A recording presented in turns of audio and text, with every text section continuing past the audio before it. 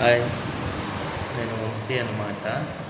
నేను మొన్న ఇన్సిడెంట్ జరిగింది కదా, ఎయిర్ ఇండియా 171 క్రాష్.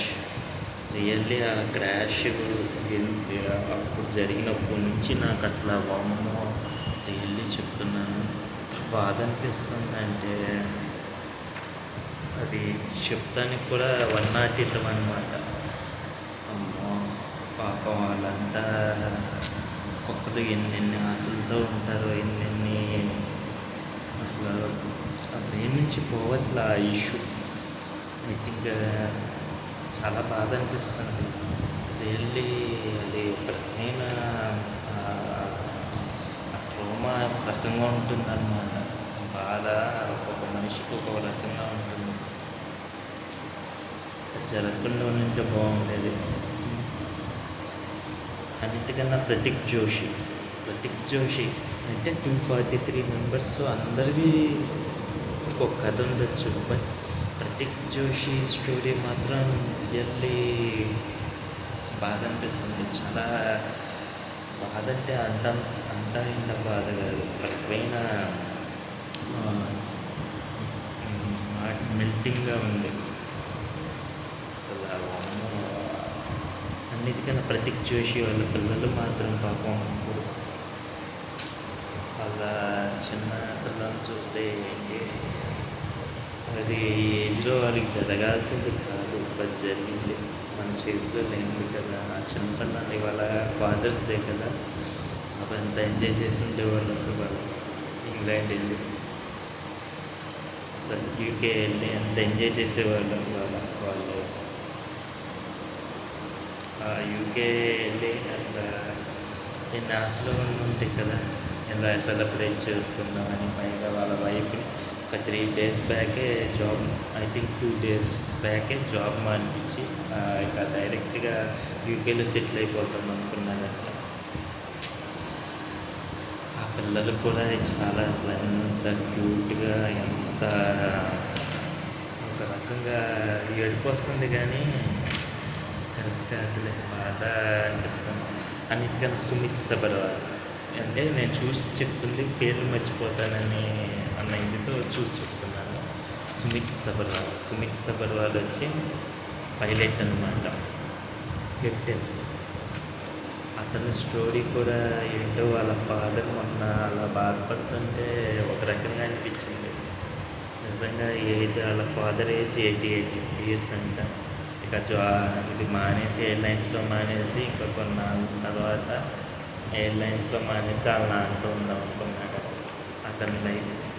అతను చనిపోయాడు, అతని లైఫ్ అయిపోయింది. వాళ్ళ నాన్న బాధ ఎలా ఉంటుందంటే, నేను ఇన్నిసార్లు బాధ అంటున్నానని తప్పుగా అనుకుంటుంది, అది చెప్పలేనిదండి. ఒక్కొక్క లైఫ్, ఒక్కొక్క జీవితం, ఒక యాక్సిడెంట్ మూలంగా కొన్ని జీవితాలు తిరిగిపోయాయి. నాకు తెలుసు కొన్ని జీవితాలు ఈ రోజుకి ఎవరేం చేయలేని సిచ్యువేషన్ అన్నమాట. ఒక్క యాక్సిడెంట్ జరిగితే ఆ యాక్సిడెంట్స్ మూలంగా జరిగే కొన్ని సైడ్ ఎఫెక్ట్స్ ఉంటాయి కదా. ఒక ఫ్యామిలీ, ఒక అమ్మ నాన్న చనిపోతే ఆ పిల్లలు ఎలా ఉంటారో, ఆ బాధ తెలిసితే ఎలా ఉంటుందో తెలుస్తుంది, ప్రతి వాళ్ళకి తెలుస్తుంది. అందరికన్నా అర్జున్ స్టోరీ అయితే నాకు లిటరల్గా కళ్ళల్లో నీళ్ళగా, రియల్గా చెప్తున్నాను, కళ్ళల్లో ఐ కాంట్ కంట్రోల్ ఎమోషన్ అనమాట. అర్జున్ది వాళ్ళ వైఫ్కి క్యాన్సర్ అనమాట. తను ఫైట్ చేసింది క్యాన్సర్తో, బట్ తను చనిపోయింది. తన లాస్ట్ ఆశ ఏంటంటే తన యాషెస్ని ఇక్కడ కలపాలని ఇండియాలో. అందుకు పాపం తన వైఫ్ కోసం యాషెస్ కలుపుతామని తను ఇక్కడికి వచ్చాడు. తను వచ్చి యాషెస్ కలిపి ఇప్పుడు వెళ్తుండగా ఈ ఇన్సిడెంట్ జరిగింది. 2 పిల్లలు అనాథలు అయిపోయారు కదా. ఆ బాధ, అనాథల బాధ ఎలా ఉంటుందో, ఆర్ఫన్స్ కదా.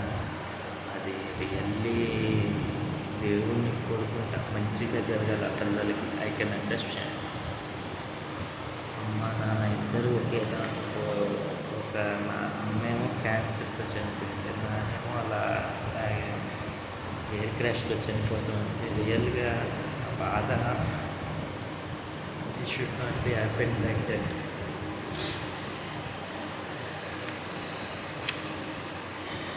ఎందుకంటే ఆ బాధ ఎలా ఉంటుందో తెలుసండి.